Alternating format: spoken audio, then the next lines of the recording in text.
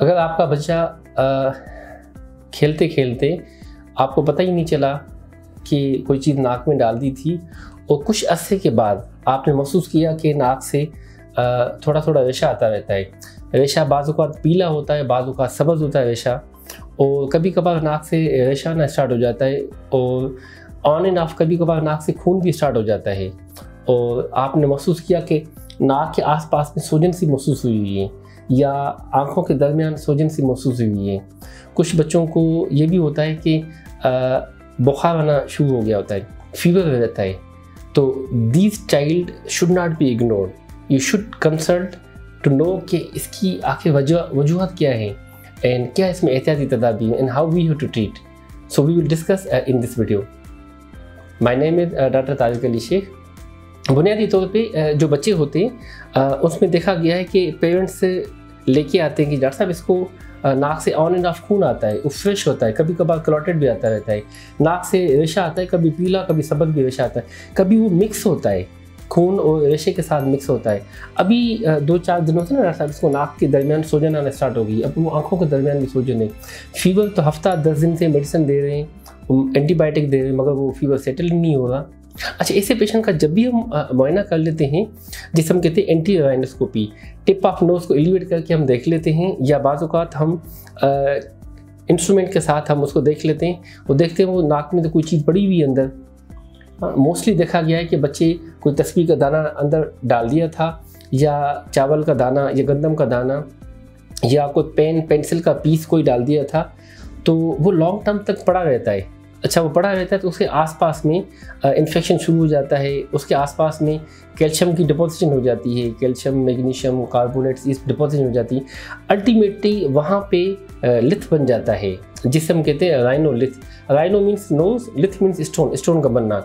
तो वो जब पड़ा रहता है तो उसके इन्फेक्शन के बाद रेशा, खून, सूजन, बुखार, ये सारी चीज़ें स्टार्ट हो जाती हैं।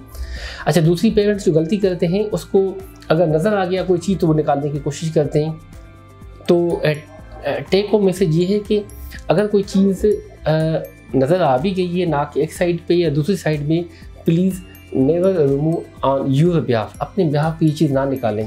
चांसेस होते हैं कि अगर आपने निकालने की कोशिश की, खुदा न खासा वो नाक के पीछे सांस की नाली में चला गया, तो बच्चा का सांस फूलने लगता है, उसकी पीला हो जाता है, बच्चे को सांस जल्दी जल्दी आने लगता है, जैसे हम टेकीपेनी कहते हैं। पेशेंट टेकीकार्डिक हो जाती है और पेशेंट पीला सा हो जाता है।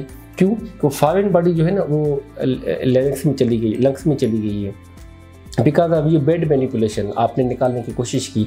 तो जब भी इस तरह की चीज़ हो, please consult your nearby ENT consultant, उसको दिखा दें, वो एक बार देख लेगा।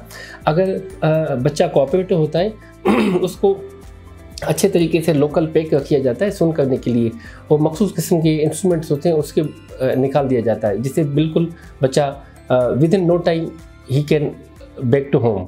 बकिया उसके लिए एंटीबायोटिक, एंटीस्टिमिन मेडिकेशन वगैरह दी जाती है, बिल्कुल सेट हो जाता है। मगर वो जिनको 6 माह से, साल से, 2 साल से चीज़ें पड़ी हुई हैं, बिलफर्ज नाक में सेल पड़ा हुआ है, cell is highly dangerous, alkaline होता है। अगर वो पड़ा रहता है, नाक की हड्डी को नेकोसिस करके नाक की सेप्टम की परफोरेशन हो जाती है, बाद में बच्चों को नाक से सीटी आना शुरू हो जाती हैं। तो इसे विद इन 24 आवर सेल निकालना होता है, जितना टाइम पड़ा रहेगा उतना वो डेंजरस है।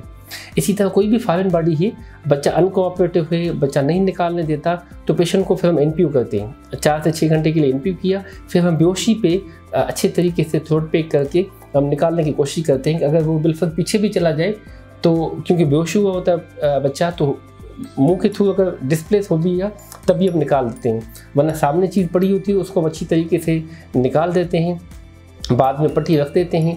जैसे ही उसको 4 से 6 घंटे के बाद NPU ब्रेक डाउन हो जाता है, बच्चा खाता पीता रहता है, और वो चीज़ ईजिली कंफर्टेबिलिटी अंडर GA वो निकाल देते हैं। So it's all about rhinolith, नाक में कोई चीज़ का चले जाना, उसकी एहतियाती तदाबीर and treatment. Last take home message ये है कि बच्चों के आसपास ऐसी छोटी छोटी चीज़ें कभी भी ना रखें कि वो खुदा ना खासा नाक में डाल दें, वो कान में डाल दें, वो मुंह में डाल दें। छोटे से कॉइन्स होते हैं, बच्चे मुंह में डाल देते हैं, खाना पीना बंद हो जाता है, खाया पिया नहीं जाता, वो खुराक की नाली में एक्सरे किया जाता है तो देखा हो तो पड़ा होता है। इस तरह नाक में पड़ा रहता है, एक्सरे किया जाता है वो तो वहाँ पे पड़ा होता है। इसी तरह कान में वो चीज़ पड़ी होती है तो कान से खून, पीप, रेशा, इवन समात मुतासर हो सकती है। तो टिनी पार्टिकल्स आसपास में बच्चों के पहुंच से दूर रखें जिससे कॉम्प्लिकेशन ना हो। For any Curie you can inbox me your comments. Thank you.